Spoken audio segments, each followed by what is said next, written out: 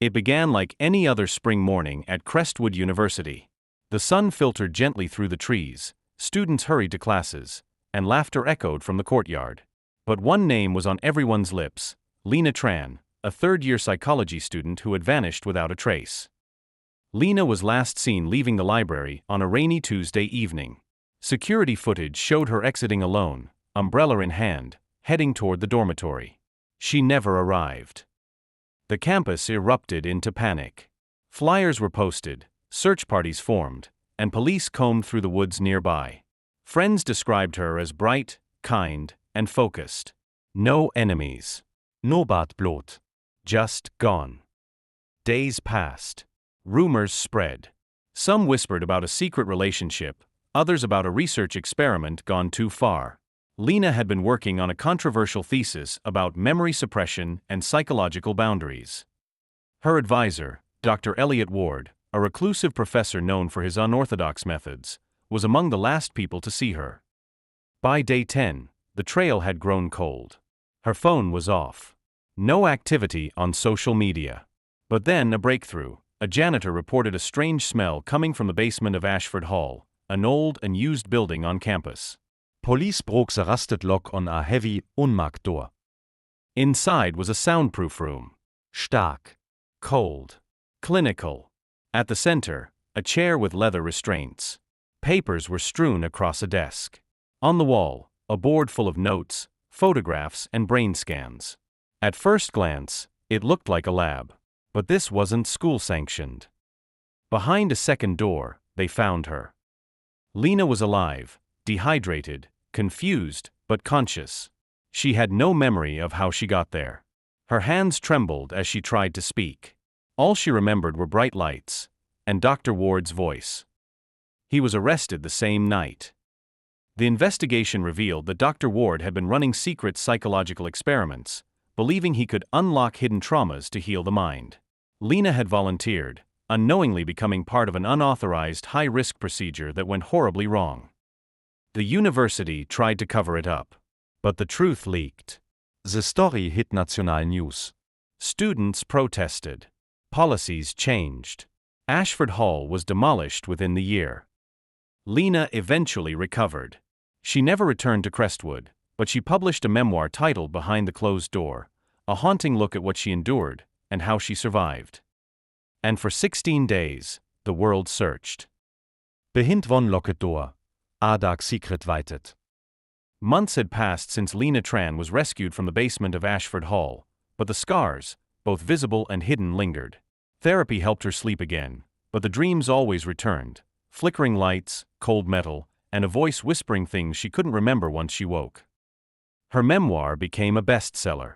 Behind the Closed Door sparked conversations across the country about academic ethics, mental health, and the unseen pressures placed on students. But Lena knew the book had only scratched the surface. Something still didn't add up. Late one night, while reviewing the remaining documents returned to her after the trial, Lena noticed something odd: a page tucked inside a folder marked Phase 3. She had never seen it before. It wasn't her handwriting, nor Dr. Ward's. It was a transcript. A Konversation. And her voice was on it. Dr. Ward, do you remember the cabin? Lena: yes, but it wasn't real, was it? Dr. Ward: what if I told you it was? The memory hit her like a wave. The cabin. Snow. A woman's face. She had written it off as a hallucination, a byproduct of trauma. But this recording suggested otherwise. Compelled to uncover the truth, Lena contacted one of her old classmates, Ethan Dow, a computer science major who had once interned at the university's data lab. Together, they retrieved encrypted files from Dr. Ward's old hard drive, files the police had missed or deemed irrelevant. What they found chilled them both. Lena wasn't the only subject. 5 names. 5 students. All listed under a project called Project Mnemosyne. All missing from school records. No photos. No student IDs. Nothing. Like they never existed. Lena felt sick. Do you think she asked. Ethan looked pale.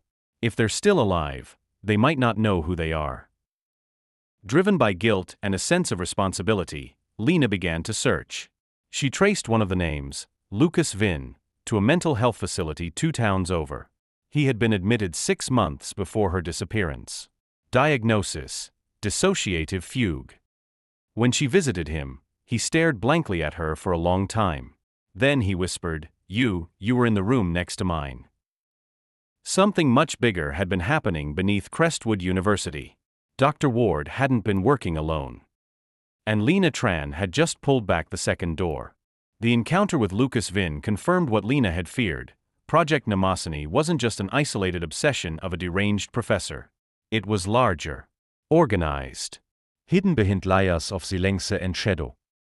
Lucas remembered fragments, sleepless nights, strange questions, and people in white lab coats who never gave their names. The facility he was in had listed him as a voluntary patient, but he swore he had never checked himself in. Lena and Ethan started digging deeper. Ethan hacked into old university email archives, searching for any connection between Dr. Ward and outside organizations.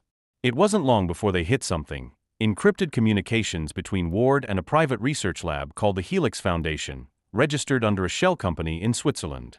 The subject line of one email sent 6 months before Lena's disappearance read, Subject 04 shows potential. Will begin memory exposure trials next week. Lena was subject 04. But who were subjects 01, 02, 03, and 05? They made a plan. First, track down the subjects. Then, expose Helix. But they weren't prepared for how closely someone had been watching. One night, Ethan didn't respond to Lena's messages. Hours passed. She called. No answer. Then a text came. Don't trust anyone. They know. I'm going dark. I'll contact you. Lena's chest tightened. She knew Ethan wouldn't disappear unless it was serious. She grabbed her bag, the files, and left her apartment. She checked into a small roadside motel under a fake name. That night, someone broke into her apartment. They didn't steal anything. They searched. Lena realized the truth. Helix was still operational. And her survival, and her book, had made her a threat. In the days that followed, she found a clue in Lucas's sketchbook: drawings of symbols, rooms, and one strange logo, a helix wrapped around an eye. She cross-referenced it with university grant records and discovered that a donor under that symbol had funded Crestwood's cognitive science department for over a decade. A silent hand, feeding money to push memory research beyond legal boundaries. One by one, Lena located the other subjects. Subject 01, a girl named Amara, living under witness protection after testifying in a separate abuse case, her memory of Project Mnemosyne completely wiped. Subject 02, Daniel, homeless, paranoid, and convinced he was implanted with false lives. Subjekt 05, A Mystery. No record. No trail. Just a note in the files, neutralized. Status: archived. Archived. Lena muttered. What does that even mean? The more she discovered, the clearer it became. Dr. Ward had only been a small part of something much darker. He was their test subject too, in a way. Just another pawn in a program that manipulated minds for reasons still unclear. But now, they were watching her. The final page in the recovered files showed a photo of her. Taken yesterday. At the motel. And scrawled below it, in red ink, Phase 4 begins now. Lena stared at the photo, her heart pounding in her chest. They knew where she was. She grabbed her things and ran, barely looking back as she left the motel behind. The wind outside was sharp cold, like something was warning her. She had 2 choices: disappear again, or end this. She chose the latter. Using the leads she and Ethan had uncovered, Lena tracked the Helix Foundation's front office to a research facility nestled in a remote mountain town in northern Vermont. It was hidden in plain sight, a so-called wellness retreat for those seeking cognitive enhancement therapy. Lena checked in under a false name and slipped inside as a client.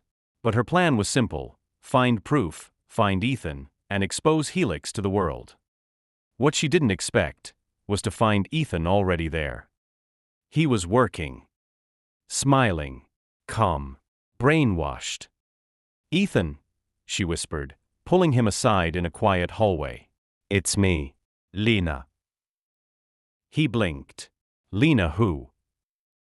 Her stomach dropped. They had wiped him. One of the staff spotted her.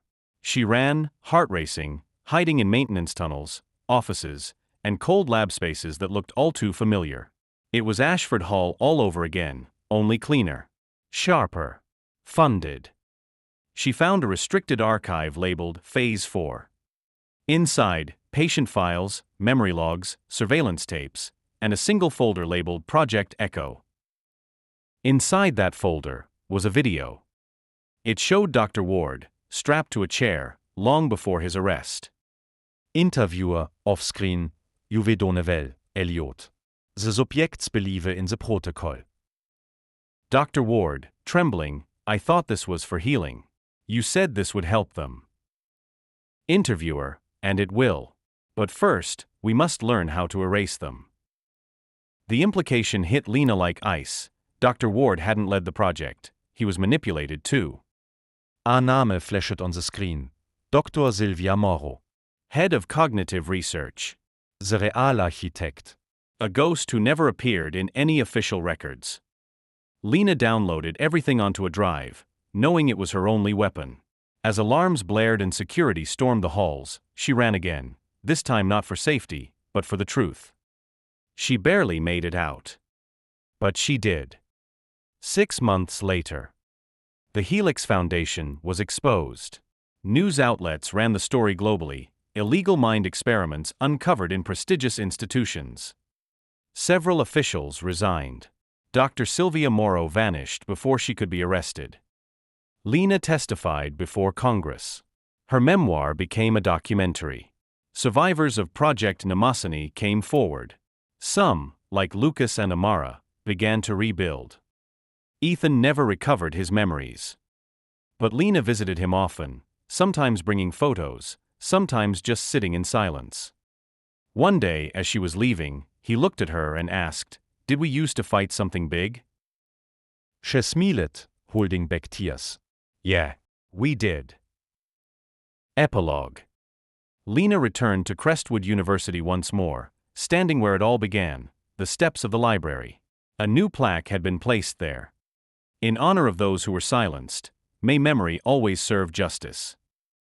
And behind her, beyond the shadows and whispers, the doors of the past had finally closed. But Lena Tran would never stop listening. Just in case, someone opened them again.